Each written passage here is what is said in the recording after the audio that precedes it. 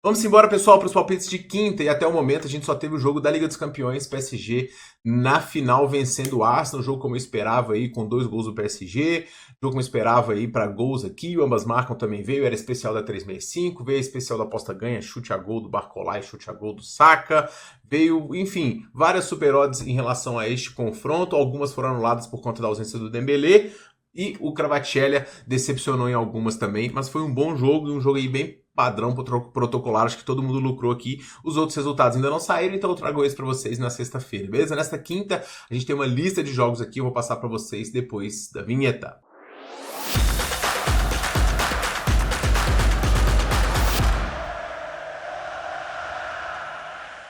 E fala, galerinha passadora, beleza? Tudo bom? Tic Naruto aqui para mais um vídeo. Vamos começar analisando os primeiros 2 jogos do dia. Jogos da Liga Europa, Bodo contra Tottenham e também o United contra o Bilbao. Começando pelo Bodo, um time norueguês, dos mais fortes e tradicionais do seu país. Ainda está intertemporada, então a temporada está esquentando ainda. E o último jogo da equipe foi o jogo de 3-1 diante do Tottenham. Esse jogo foi um amasso do Tottenham, 13 escanteios, foram, se eu não me engano, 23 chutes, 7 no gol, só que teve aqui, ó, um chutezinho no gol do Bodo, e esse chute foi gol e deixou o Bodo vivo, porque o Bodo, nessa Liga Europa, ele foi um bom time dentro de casa, ele venceu inclusive o Olympiacos por 3-0, vantagem que faria ele avançar, venceu a Lazio por 2-0, placar que levaria para prorrogação, venceu o Twente, venceu muitos times, Besiktas, e é um time que foi muito consistente jogando dentro de casa com um estilo de futebol bastante ofensivo.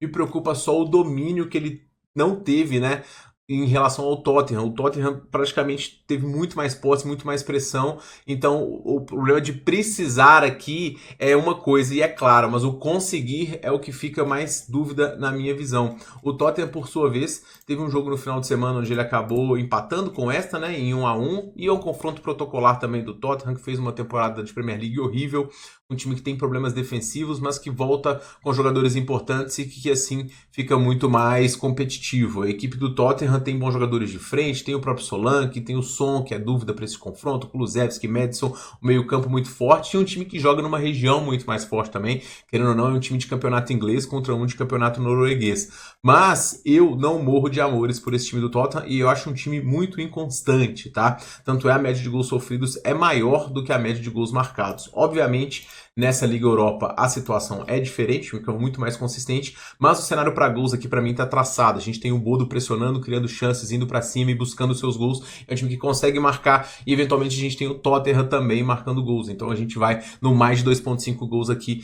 nesta primeira partida. O cenário do segundo jogo ele também tá bem desenhado, com o Bilbao precisando de tirar uma vantagem grande do United no primeiro jogo de 3-0. Essa vantagem foi construída por conta de uma expulsão do Bilbao, que tem um time bastante competitivo, era o favorito no jogo de ida e que foi um time muito sólido durante essa Liga Europa também, um time muito forte, conseguiu bons resultados, a maioria dentro de casa, agora vai ter que buscar fora onde ele não foi tão forte assim. Mas é um time que tem bons jogadores, que tem um bom técnico, que tem capacidade para poder criar e vai enfrentar um United que ele tá invicto na Liga Europa, é o time que tá jogando o melhor futebol dessa competição no momento, mas ao mesmo tempo no campeonato inglês ele foi muito fraco e mais uma vez ele tomou uma porrada de gols aqui, tomou 4 do Brentford e é um time que eu também não morro de amores. A chave está virando para a Liga Europa e a gente tem tudo para ter uma final inglesa, mas o Bilbao é um time que pode pressionar. Se vai conseguir fazer gol, se vai conseguir eventualmente balançar as redes e deixar o confronto aberto, eu não sei e não acredito que vá. Acho que o United é até favorito para poder conseguir aqui nos contra-ataques matar,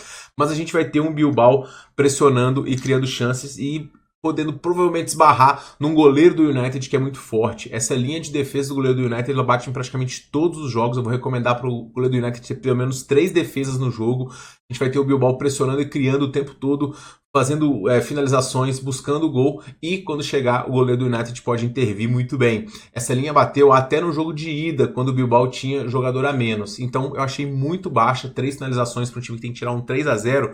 Eu gosto dessa linha mais do que gols, que está bem precificado para mim, e eu vou nessa dica. Mais de 2.5 defesas do goleiro do United. Essa aposta foi compartilhada ontem lá no meu Telegram. A linha é essa daqui, e eu geralmente coloco as apostas da Superbet com o link direto direto para aposta. Você já clica, você já é redirecionado. É uma vantagem muito grande. A Superbet é um parceiraço nosso aqui. Eu vou dar uma moral para eles nesse vídeo. Se você não tem conta, já clique aqui, tá? Indo para a Copa Libertadores, pessoal, a gente começa tendo o jogo do Atlético Nacional contra o Inter. O Atlético Nacional é um time muito frágil, tá? Um time dos mais fracos dessa Copa Libertadores aqui até o momento. Conseguiu uma boa vitória em casa diante do Nacional e essa vitória que credencia. Mas o Nacional vinha numa fase muito ruim. Medellín não tem uma altitude também que incomoda muito e o time foi facilmente dominado tanto pelo Internacional quanto pelo Bahia, tá? Então agora vai ter que reverter e é meio que um tudo ou nada para essa equipe aqui. Tá na terceira colocação do grupo. Se perder aqui, com o Bahia provavelmente vencendo o Nacional hoje, vai ficar numa situação bastante complicada. O Internacional também não pode se vacilar, não. Acabou de tomar um 4-2 para a equipe do Corinthians, vem oscilando em termos de resultado. Mas o Inter também, a verdade é que tem dado um pouco de azar, né? O Inter cria chance, finaliza, é gol anulado, cria, tem um expulso. Então, assim, o Inter, ele está jogando melhor até do que os resultados estão aparecendo. Vários desses jogos de empate aqui e tudo mais, o Inter deveria ter vencido. Então, eu acho que o Inter é um time mais forte do que o Atlético Nacional hoje. A gente tem visto nessa rodada especificamente os brasileiros jogando muito bem. Eu achei um pouquinho exagerado esse favoritismo do Atlético Nacional. Achei que a linha vinha um empate anula aqui, tá quase uma vitória simples. Eu vou no dupla chance do Colorado aqui neste confronto. O jogo do Atlético Mineiro contra o Iquique. O Atlético não vai ter o Hulk, mas o Iquique é fraquíssimo, né? O time mais fraco do grupo aqui. Tá lá embaixo, só um pontinho. O Galo tem 5, tá um pouquinho embolado. Então o Galo não pode sentar muito em cima da vantagem, não. O Sul-Americano é uma competição importante. O Galo poderia muito bem ganhar ela, ganha os milhões, vaga de Libertadores e tudo mais. E o Atlético tá também colocando ritmo para jogadores. O Júnior Santos pode ganhar a maior minutagem aqui. E é um atleta bastante importante para as pretensões do Galo. Tem a chegada do Dudu, que deve estrear só em junho, mas assim, o Galo é um time realmente muito forte. Agora o Galo está titubeante na defesa, apesar de ter vencido o último jogo aqui por 1-0 diante do Juventude, teve quase um pênalti aqui que o Galo fez, teve um gol anulado do Juventude também. Então os jogos do Galo tradicionalmente tendem a gols. O Galo joga para poder vencer, fazer um jogo bastante movimentado. Eu acho a vitória simples em 1,58 baixa. Eu vou buscar o mais de 1,5 gols aqui, porque tem tanto 2 gols do Galo, como eventualmente um gol do Iquique que consegue finalizar. O Galo dá umas entregadas. Eu gosto do cenário de gols, até porque é o tudo ou nada para o Iquique aqui também neste grupo. Para poder finalizar, a gente tem aqui o Villarroel São José, né, contra o Fluminense, e aqui é uma altitude de quase 4.000 metros, 3.700 metros de altitude, de um time que é sim muito frágil, que está numa situação do grupo aqui fraca, né, mas que vai enfrentar um Fluminense totalmente reserva. O Fluminense vai descansar o seu elenco para este jogo e vai os jogadores reservas. O Fluminense está numa situação confortável no grupo, são 7 pontos, mesmo se perder aqui, não vai ter a sua classificação abalada na minha visão, vai eventualmente conseguir se classificar em primeiro ou segundo, e é um time que tende a ter uma pressão aqui, porque o que equilibra as coisas aqui é realmente a altitude. Eu também compartilhei no meu grupo ontem o dupla chance de escanteios para a equipe do Villarroel.